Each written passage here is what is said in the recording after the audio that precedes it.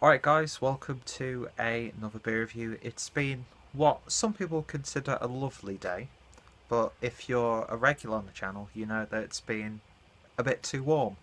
So I thought it's perfect to have one of these more exotic lagers or pilsners. I'm not sure actually if this is more of a lager or a pilsner. And it's a beer that I haven't actually drank for quite a while. I used to drink this a fair bit uh, back in the UK when I was more of a, getting into my lagers, that sort of thing. And it's been, to be fair, a hell of a long time since I've drank a lot of these beers that I used to regularly drink. And I think it's only fair that I give them a second chance because I've been very pleasantly surprised by some of the more macro and, those evil big lagers that we should all hate, according to some people, like the Heineken. I thought that was a very solid beer, one that I would probably drink again. But being in Germany, I'm surrounded by very high quality, traditional, like almost family brewed lagers, so it's never really a necessity. But, I wouldn't really turn it down. And depending on what would be available at the time, I would probably go for it. So, yeah, speaking of Heineken,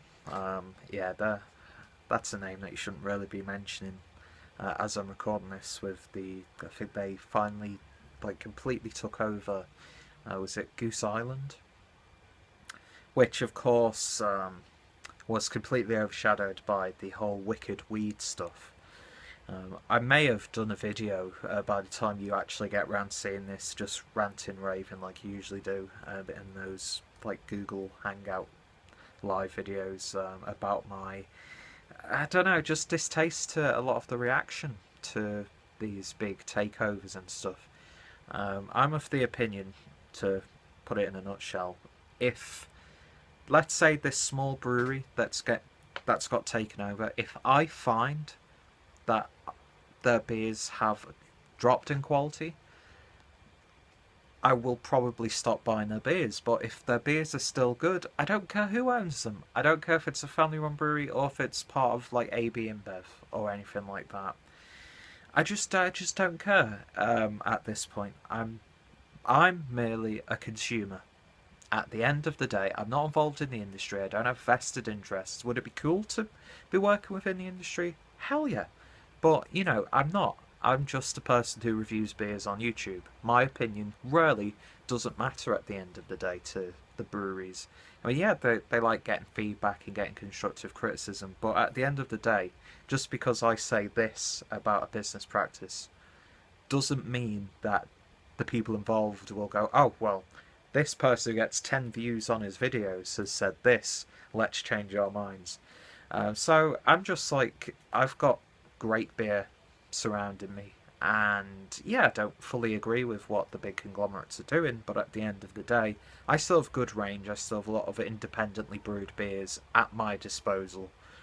And for the most part, the stuff that I've had from breweries that have been taken over, I've still enjoyed, to be fair.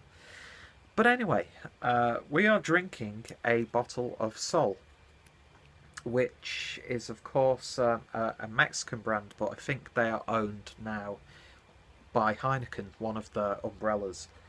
So this is the beer port brewed with sun, passion, and soul for a great, refreshing taste. So this is actually brewed within the EU for, I guess it's by a Heineken brewery or big Heineken factory or something like that.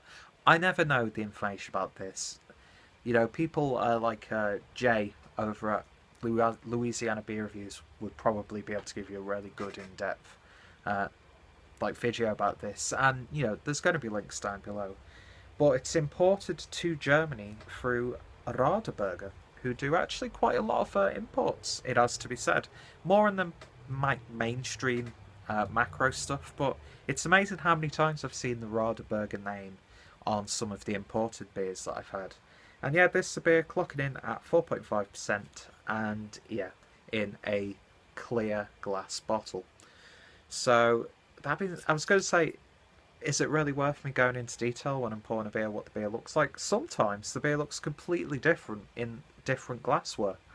But yeah, anyway. Fairly, I like the artwork on it. Replicated whenever you see these sort of Mexican beer rip-offs. It's like with Desperados and all these tequila beers and like Corona. When you see the rip-offs, it's like that with a lot of beers at the end of the day. Lots of labels look similar. But yeah, I do like the look of that. Unfortunately, it's just like a stick-on see-through thing, so I can't really keep that for the collection. But it does have a rather snazzy crown. So, yeah, I'm not expecting my world to be set ablaze by this beer. Um, I'm getting a little bit of skunkiness already from this. But sometimes that aroma actually is quite nice, to be fair. So we'll pour ourselves a little bit into this Pilsner glass. And I've poured that absolutely ridiculously. It's always hard with glasses like this, which are really like thin, because it just seems to create absolutely massive head. But anyway, beer in a glass, and that is a lovely pale golden colour. Nice rushing carbonation, going up to what is about 3 fingers worth of a white head. But yeah, straw-like in appearance, crystal clear, really quite pale. And the head is a lovely foamy white colour. So yeah, it's what you expect. It looks pretty much identical in the glass as it does in the bottle. I don't know if you could pick it up, but there are people screaming outside. We get a lot of fucking weirdos around here. So let's give it a sniff.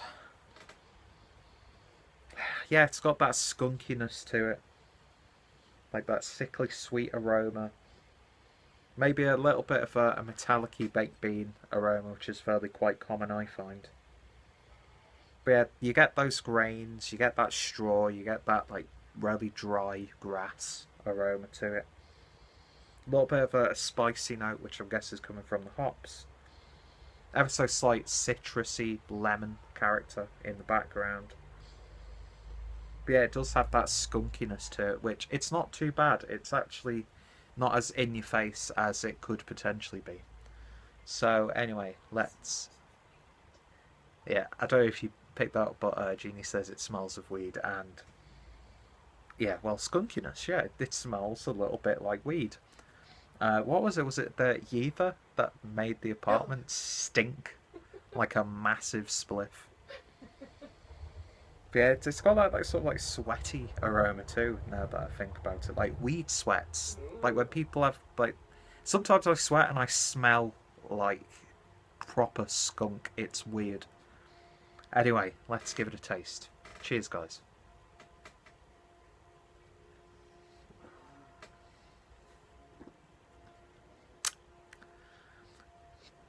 Yeah, you get that like off skunky flavour in there.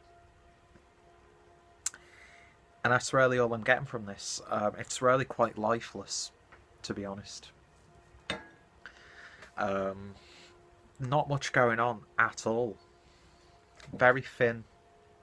It like almost like foams in your mouth as well. I mean, if you were to visit Mexico, you know, you sat at a little bar, this is going to go down so easily. 4.5%. It's... You're going to be drinking this until the cows come home. Or the donkeys. Or is that a bit racist? I don't know. But, you know, in the hotter climates, this is going to quench your thirst.